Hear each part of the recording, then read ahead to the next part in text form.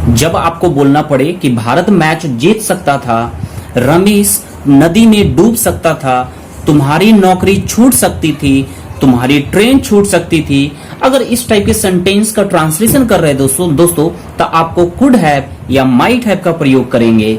तो कहां could have and कहां माइट हैव का प्रयोग करेंगे जानेंगे हम इस वीडियो में। तो बने रहिए हमारे साथ दोस्तों इस वीडियो में अंत तक।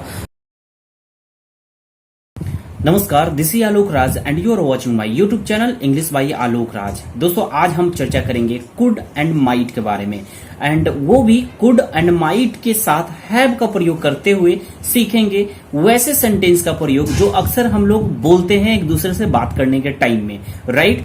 अब देखेंगे दोस्तों स्क्रीन पे कि कुड हैव का प्रयोग, जानेंगे कि कुड हैव का प्रयोग हम लोग कब करेंगे, राइट। तो सबसे पहले जान लेते हैं कि कुड हैव का मीनिंग जो होगा वो सकता था। इसका मतलब है कि जब कोई काम को करने की क्षमता तो थी, यानी सब्जेक्ट के पास, सब्जेक्ट सेंटेंस का जो भी सब्जेक्ट होगा ना, उस सब्जेक्ट के पास पास्ट में किसी काम को करने की क्षमता तो थी बट उसने नहीं किया, तो वैसे सेंटेंस को हम दर्शाने के लिए जनरली कुड हैव का प्रयोग करते हैं।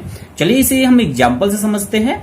जैसे कि देखेंगे अक्सर हम लोग बोलते हैं भारत मैच जीत सकता था। हम लोग अक्सर एक दूसरे से बात करते हैं ना, कोई मैच हार गया इंडिया, एंड वैसे सेंटेंस में हम लोग अक्सर बोलते हैं कि भारत मैच जीत सकता था। यानी यह बोलने का क्या तात्पर्य रहता है?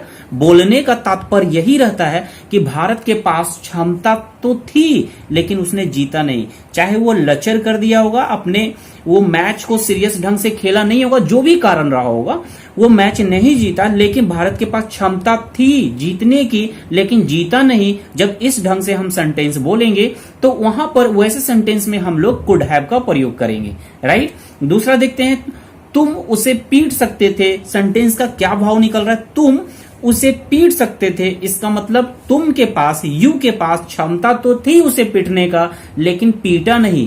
क्षमता होने के बावजूद वो काम को नहीं किया पास्ट में, तो वैसे सेंटेंस को दर्शाने के लिए हम लोग कुड हैव का प्रयोग करेंगे।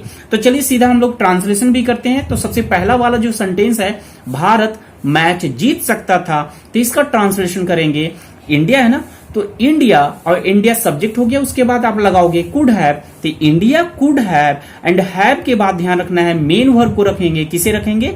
मेन वर्ब को। तो बताएंगे मेन वर्ब कौन है, काम क्या हो रहा है? जीतने का। तो जीतना विन, विन का थर्ड फॉर्म का इस्तेमाल करना है, क्योंकि हैव, कुड हैव के बाद जब भी वर्ब आते हैं तो हमेशा थर्ड फॉर्म में आते हैं। मैं पहले ही बता चुका हूं दोस्तों कि हैव के बाद जब भी मेन वर्ब आए तो हमेशा थर्ड फॉर्म का इस्तेमाल करेंगे। तो यहां भी हम लोग थर्ड फॉर्म इस्तेमाल करेंगे। बिन का थर्ड फॉर्म वॉन होता है। क्या होता है? वॉन। तो करेंगे India could have won the match. India could have won the match, यही निकलेगा दोस्तों ट्रांसलेशन।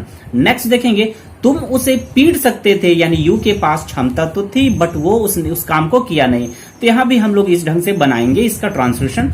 यू कुड हैव, अब यहां पीटना का थर्ड फॉर्म का इस्तेमाल करेंगे। तो पीटना, बीट मीन्स पीटना, थर्ड फॉर्म बीटेन, यानी you could have beaten him, you could have beaten him, ऐसे बोलेंगे दोस्तों।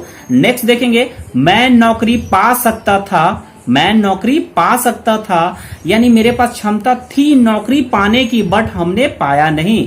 तो इसका ट्रांसलेशन बोलेंगे आई कुड हैव, पाना को गेट मीन्स पाना होता है, तो गेट का थर्ड फॉर्म इस्तेमाल करेंगे क्योंकि हैव के बाद थर्ड फॉर्म आता है, तो इसका इस्तेमाल करेंगे गेट का गॉट। क्या होता है? गॉट। तो बोलेंगे I could have got a job, I could have got a job, ठीक है। अ जॉब या द जॉब आप बोल सकते हैं। I could have got a job, मैं नौकरी पा सकता था लेकिन लिया नहीं।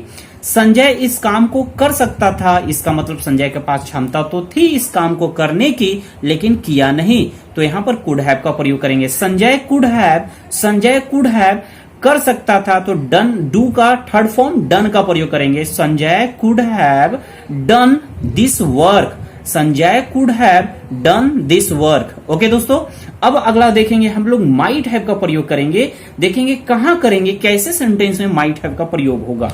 तो देखेंगे गौर से स्क्रीन पे, स्क्रीन पे भी देखेंगे दोस्तों कि माइट हैव का भी मीनिंग सकता था ही निकलेगा, मीनिंग वही होगा बट इसका यूज जो करेंगे कहां करेंगे जरा देखेंगे। जब कोई अशुभ होने वाला था, यानी जब कोई अशुभ होने वाला था, लेकिन सब्जेक्ट जो है, सेंटेंस का जो सब्जेक्ट है, जो काम को करने वाला है या कर रहा है या किया है, सब्जेक्ट उससे बच गया। यानी कोई गलत होने वाला था, कोई भी अशुभ कार्य होने वाला था, लेकिन उससे सब्जेक्ट बच निकला, तो वैसे सेंटेंस में हम लोग माइट हैव का प्रयोग करेंगे।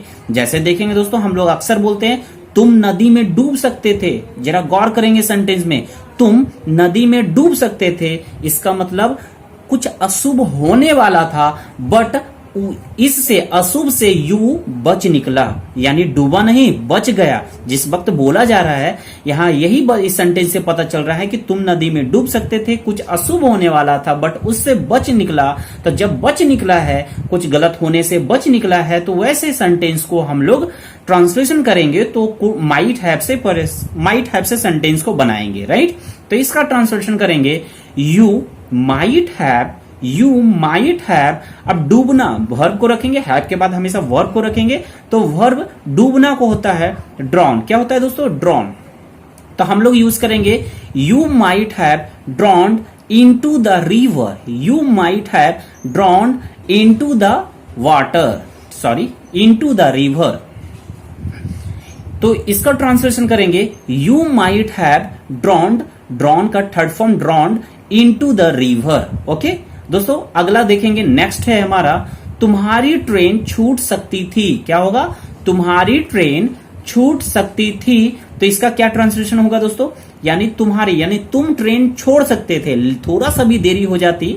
इस सेंटेंस का मतलब है, ये भाव होगा कि तुम्हारी ट्रेन छूट सकती थी, इसका मतलब थोड़ा सा भी देरी हो जाता, पल भर का भी देरी हो जाता तो तुम्हारी ट्रेन छूट सकती थी, लेकिन ट्रेन छूटी नहीं, पकड़ गए। यानी अशुभ होने वाला था, ट्रेन छूटेगा तो कुछ ना कुछ तो नुकसान होगा ही, तो कुछ गलत होने वाला था, बट उससे बच निकला। जब बच निकला है, तो ऐसे सेंटेंस को दर्शाने के लिए हम लोग जनरली माइट हैव का प्रयोग करते हैं। तो बोलेंगे यू माइट हैव मिस्ड।